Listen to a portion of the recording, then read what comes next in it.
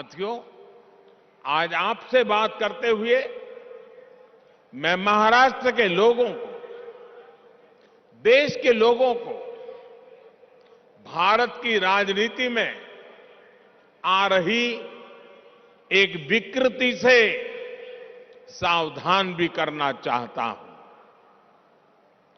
ये विकृति है शॉर्टकट की राजनीति की। ये विकृति है राजनीतिक स्वार्थ के लिए देश का पैसा लुटा देने की।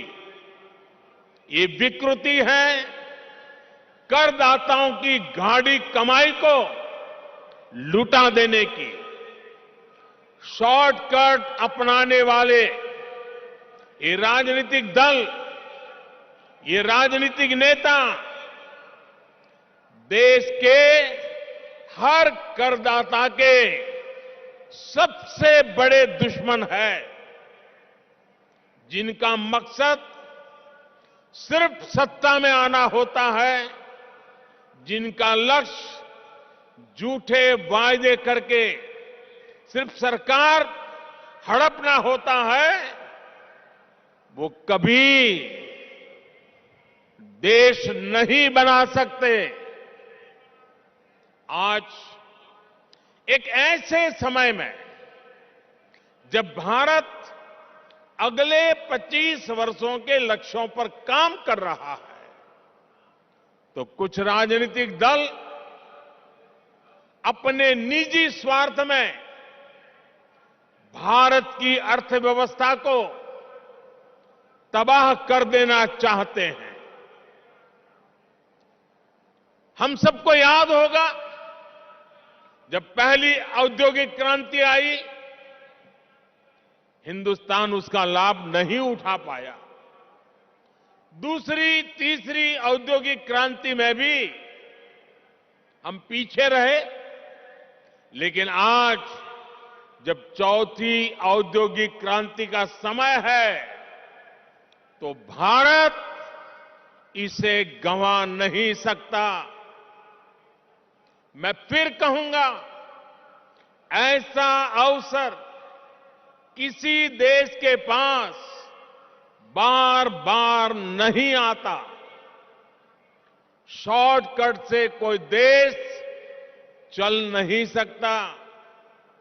देश की प्रगति के लिए स्थायी विकास, स्थायी समाधान के लिए काम करना, एक लॉन्ग टर्म विजन बहुत ही जरूरी है।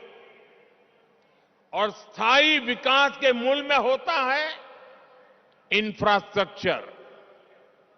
एक समय दक्षिण कोरिया, साउथ कोरिया भी गरीब देश था, लेकिन इंफ्रास्ट्रक्चर के माध्यम से उस देश ने अपना भाग्य बदल दिया।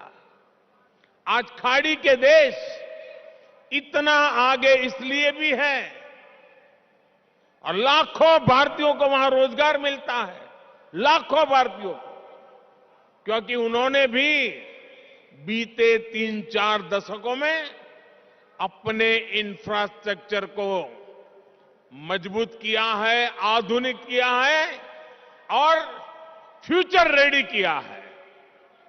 अरे कब आपको पता होगा, आज हिंदुस्तान के लोगों को सिंगापुर जाने का मन करता है।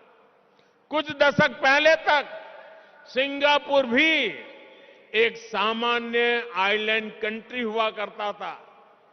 फिशरीज से कुछ रोजी रोटी लोग कमा लेते थे, लेकिन सिंगापुर ने इंफ्रास्ट्रक्चर पर निवेश किया, सही आर्थिक नीतियों पर चला, और आज वो दुनिया की अर्थव्यवस्था का इतना बड़ा केंद्र बना हुआ है। अगर इन देशों में भी शॉर्टकट की राजनीति हुई होती, टैक्स पेयर का पैसा लुटाया गया होता, तो ये देश कभी उस ऊंचाई पर नहीं पहुंच पाते जहां आज है। देर से ही सही, भारत के पास अब यह अवसर आया है। पहले की सरकारों के समय हमारे देश के ईमानदार करदाताओं ने जो पैसा दिया वो या तो भ्रष्टाचार की भेंट चढ़ गया या फिर वोट बैंक को मजबूत करने में खप गया। अब समय की मांग है कि सरकारी खजाने की पाई पाई का उपयोग देश की पूंजी युवा पीढ़ी के उज्जवल भविष्य के लिए निर्माण पर खर्च होनी चाहिए। मैं आज भारत के हर युवा से आग्रह करूंगा, हर टैक्स पेयर से आग्रह करूंगा, ऐसे स्वार्थी राजनीतिक दलों को, ऐसे स्वार्थी राजनीतिक नेताओं को एक्सपोज करिए। आमदनी अठन्नी, खर्चा रुपया, ये वाली कुनीति लेकर के जो राजनीतिक दल चल रहे हैं वे इस देश को भीतर से खोखला कर देंगे। दुनिया के कई देशों में हमने आमदनी अठन्नी, खर्चा रुपया, ये ऐसी कुनीति की वजह से पूरी अर्थव्यवस्था को तबाह होते देखा है। हमें मिलकर भारत को ऐसी कुनीति से बचाना है। हमें याद रखना है, एक और आमदनी अठन्नी, खर्चा रुपया, ये वाली दिशाहीन कुनीति और सिर्फ स्वार्थ है। वहीं दूसरी ओर देश हित और समर्पण भाव है। स्थायी विकास, स्थायी समाधान का प्रयास है। आज भारत के युवाओं के पास जो अवसर आया है वो हम ऐसे ही जाने नहीं दे सकते। और मुझे खुशी है कि आज देश में स्थायी विकास और स्थायी समाधान को सामान्य मानवी का भी जबरदस्त समर्थन मिल रहा है।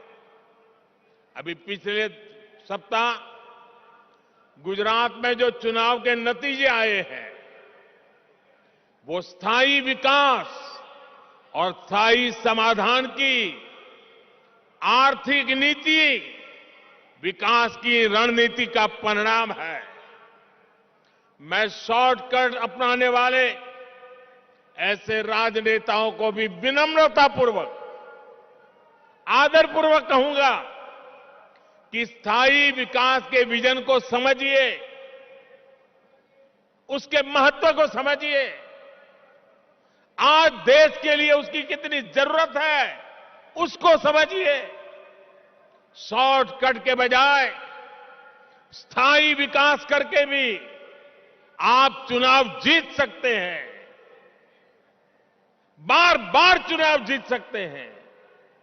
ऐसे दलों को मैं कहना चाहता हूं, आपको डरने की जरूरत नहीं है। मुझे विश्वास है जब आप देश हित को सर्वोपरि रखेंगे तो शॉर्टकट की राजनीति का रास्ता भी जरूर त्याग करेंगे।